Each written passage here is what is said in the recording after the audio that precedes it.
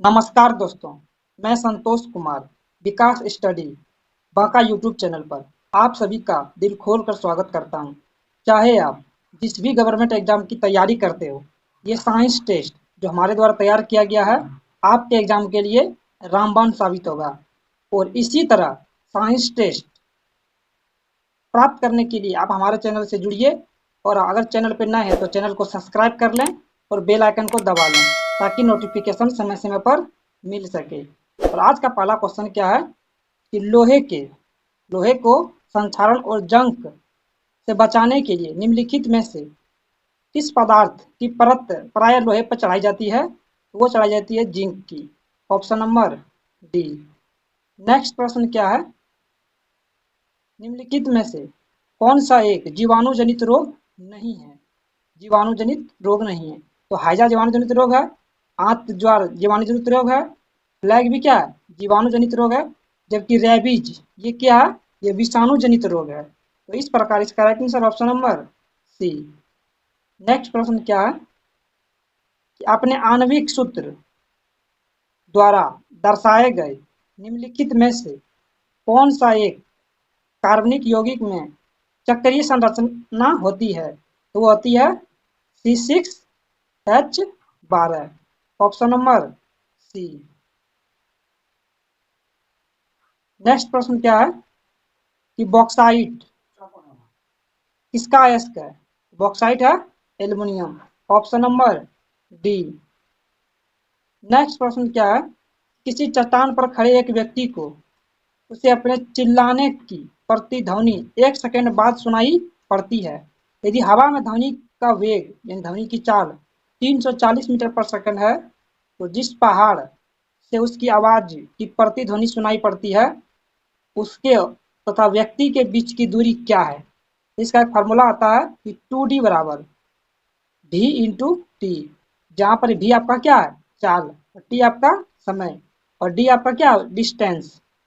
तो रख दीजिए मान, तो रख देंगे इसका 2D बराबर V कितना दिया है 340 गुना समय 1 दिया है, दूसरे को कटा देंगे तो 170 बार, तो डिस्टेंस कितना निकल गया 170। Option number B. नेक्स्ट प्रश्न क्या है, निम्नलिखित में से किसे सामान्यतः ब्लड थिनर के नाम से जाना जाता है? वो जानते हैं हम लोग अस्कंदन रोधी। Option number 1। नेक्स्ट प्रश्न क्या है कि 10 सेंटीमीटर फोकस दूरी वाले लेंस की क्षमता कितनी होती है? 10 सेंटीमीटर। देखिए डी बराबर क्या होता है लेंस की क्षमता, सॉरी टी बराबर 1/f, और f किस में होना चाहिए मीटर में, मीटर में होना चाहिए। लेकिन यहाँ जो दिया है 10 सेंटीमीटर फोकस दूरी यानी कि f मान दिया है सेंटीमीटर में, तो इसका फार्मूला होता है p बराबर 100/f। f का मान कितना है 10, इसको कटाइएगा तो 10 diopter. Option number C. Next प्रश्न क्या है, निम्नलिखित में से किसे कोशिका की आत्मघाती की थैली कहा जाता है? वो हम लोग कहते हैं लाइसोसोम को, क्योंकि इसमें एक हाइड्रोलाइटिक एंजाइम पाया जाता है जिसके कारण से इसको कोशिका की आत्मघाती थैली कहा जाता है। Option number B. नेक्स्ट प्रश्न क्या है कि जमे हुए कार्बन डाइऑक्साइड का दूसरा नाम क्या है? दूसरा नाम क्या है सूखी बर्फ। कार्बन डाइऑक्साइड यानी CO2 को हम लोग क्या कहते हैं सूखी बर्फ। आगे क्या है कि दो लगातार संकुचन या निरंतर दुर्बलताओं की सफलता के बीच की दूरी को क्या कहते हैं? तो उसको कहते हैं हम लोग तरंग दैर्घ्य। जैसे कि देखिए ऑप्शन नंबर सी, तरंग चलेगा आपका इस रूप में, ये आपका क्या है दो लगातार संकुचन यानी कि ये उभार, इनके बीच की दूरी को हम लोग क्या कहते हैं तरंग दैर्घ्य कहते हैं, और इसको हम लोग लैम्डा से सूचित करते हैं। नेक्स्ट प्रश्न क्या है कि आधुनिक आवर्त सारणी में कौन से ब्लॉक तत्व कम विद्युत धनात्मक होते हैं? तो 4 ब्लॉक होते हैं एस, ई, डी और एफ। इसमें सबसे कम विद्युत धनात्मक होते हैं वो होते हैं पी ब्लॉक, जो कि राइट साइड में होते हैं। Option number B. नेक्स्ट प्रश्न क्या है कि प्रकाश की तरंगदैर्घ्य लैम्डा और आवृत्ति क्या होता है जब यह विरल माध्यम से सघन माध्यम में संचालित होता है? जब सघन विरल माध्यम सघन माध्यम में जाएगा तो उसका लैम्डा यानी प्रतिरोध घटता है और आवृत्ति कुछ नहीं बदलता, आवृत्ति स्थिर रहता है। Option number C. नेक्स्ट प्रश्न क्या है कि पौधों में या पादप में जाइलम डैश परिवहन के लिए उत्तरदायी है, वो क्या है? जल। जौ से जाइलम, जौ से जल। और भोजन पूछेगा तो वो क्या किसमें करता है? जाइलम और फ्लोएम। फ्लोएम भोजन करता है और जल जाइलम। नेक्स्ट प्रश्न क्या है कि किसी विद्युत चुंबकीय तरंग का उपयोग मोतियों के अंदर देखने के लिए किया जाता है, तो किस तरंग का प्रयोग करते हैं? तो हम लोग करते हैं एक्स किरणें का। Option number A. अब एक्स किरणें की खोज किसने की थी? तो रोएंटजन ने।